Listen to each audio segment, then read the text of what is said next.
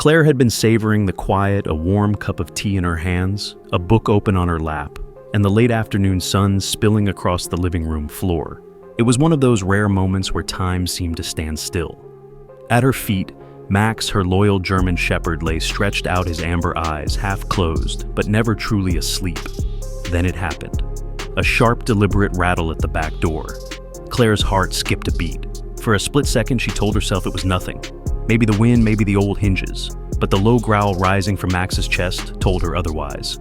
His ears snapped forward, his body stiffened, and in an instant he was on his feet, placing himself between her and the sound. The doorknob turned, slowly, carefully, too carefully. The door creaked open, the faint squeal echoing through the house like a warning. And then he stepped inside. A man dressed head to toe in black, his face hidden beneath a mask.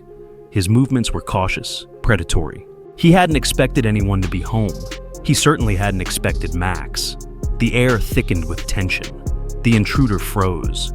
Max growled louder, muscles coiled, ready to strike. This was no longer a quiet afternoon. It was survival. The man in black froze in the doorway, startled to find Claire staring back at him. But what truly made him hesitate wasn't her, it was Max. The German shepherd stood tall, hackles raised, a growl vibrating from deep within his chest. His amber eyes locked onto the intruder with a sharpness that cut through the room like a blade. "Stay," Claire whispered, though her voice trembled. Max didn't move, but his stance spoke louder than words. He was ready. The intruder took a slow step forward, his gloved hand reaching inside his jacket. His movements were calculated, but his mistake was thinking Max would wait. The growl erupted into a bark, loud, commanding, shaking the walls. Claire flinched, but Max surged forward, placing himself firmly between her and the stranger. The man cursed under his breath, his eyes darting between the snarling dog and the terrified woman. He hadn't planned for this. He hadn't planned for Max. Claire's pulse pounded in her ears. She felt rooted to the spot, torn between running for the phone and standing her ground. The intruder's lips curled in frustration. "Call him off," he hissed. But Claire knew Max wasn't going to back down. Not tonight. The air inside the living room thickened heavy with fear and tension. Claire's breath caught as the intruder's hand twitched toward his jacket. She knew what was coming, but Max moved first. With a burst of power, the German shepherd launched himself across the floor, claws scraping against the hardwood. His bark exploded into the room like a gunshot. The man barely had time to react before Max was on him, teeth snapping, a whirlwind of fur and fury. The intruder stumbled backward, his heel catching on the rug. He swung his arm wildly, narrowly avoiding Max's jaws. A vase shattered to the floor as he tried to grab at shards scattering across the carpet. "Get back!" he shouted, his voice cracking. But Max didn't retreat. He pressed forward, growling low and fierce, herding the man away from Claire. Each snap of his teeth forced the intruder to stumble another step back, his confidence unraveling with every heartbeat. Claire's hands trembled as she reached for the phone, her eyes never leaving the scene. She dialed with shaky fingers, whispering to the operator, "There's an intruder. Please hurry." The man, realizing his plan was failing, lunged desperately for the door. But Max was faster. With one swift move, he sank his teeth into the man's sleeve, yanking him down hard. The intruder crashed to the ground with a cry pinned beneath the weight of the shepherd. Max stood over him, chest-heaving teeth, bared just inches from the man's throat. The intruder froze, fear flooding his eyes for the first time, and Claire knew her loyal protector had just turned the hunter into the hunted. The distant wail of sirens cut through the air, growing louder with each passing second. But inside the house, the world had narrowed to a single frozen moment. Claire standing trembling by the couch, and Max pinning the intruder to the hardwood floor with a growl that shook the walls. The man writhed beneath him, his mask half-torn eyes darting wildly as he searched for any chance to escape.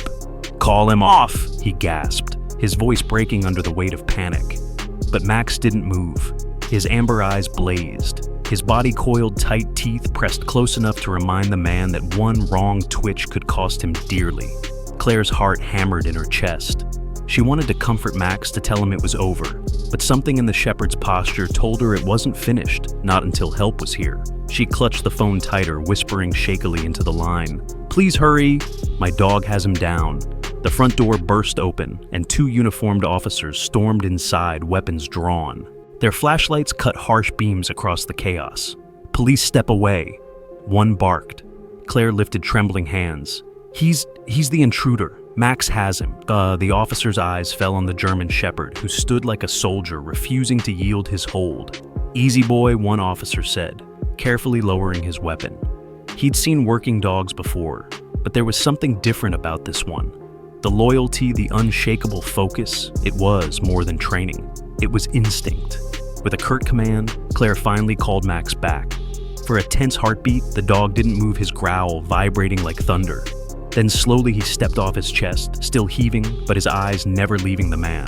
The officers rushed in, dragging the intruder to his feet and snapping cuffs around his wrists. He muttered curses, spitting venom, but his bravado was gone. He avoided Max's gaze entirely. Only then did Claire feel her knees give way. She sank onto the couch, tears spilling down her cheeks. Max padded over, resting his massive head in her lap, his tail giving one slow, steady wag. The nightmare had ended, but Claire knew she would never forget how her loyal companion had saved her life. The flashing red and blue lights outside cast shifting shadows across the living room walls. Claire sat slumped on the couch, still trembling, her arms wrapped around Max. The officers moved briskly, securing the scene, questioning her about what had happened. But her mind replayed only one thing: her dog's fearless leap at the masked intruder. One officer returned from the squad car, his expression grim. "He's no petty thief," he said.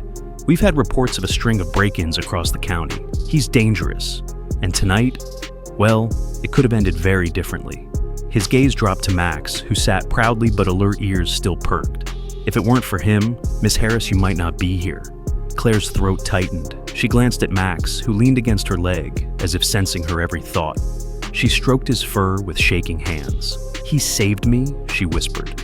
The officers nodded in agreement. "This dog deserves a medal," one remarked. "Most K9s train for years to act like that." He didn't hesitate for a second. Word spread quickly.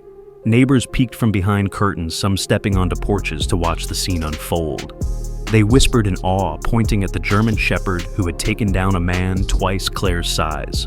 In their eyes, Max wasn't just a pet anymore. He was a protector, a hero. As the patrol cars pulled away with the intruder in custody, the house grew quiet again. Claire sank deeper into the couch, tears spilling freely now, no longer held back by fear.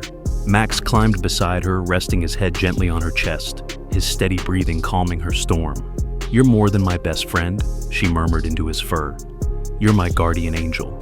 And Max, with a soft wag of his tail, seemed to understand. The next morning, the sunlight felt different. It wasn't just another quiet day, it was a new beginning.